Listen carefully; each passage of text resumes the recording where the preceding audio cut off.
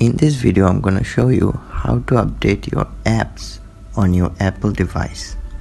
Now let's find App Store.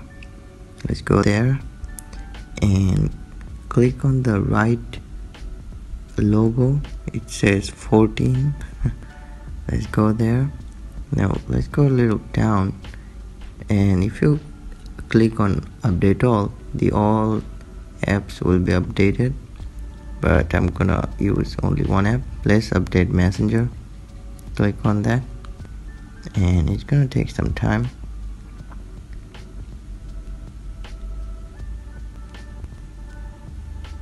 Now you can see the app is up to date.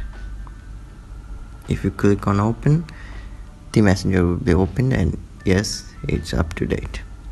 So please subscribe, and thank you for watching.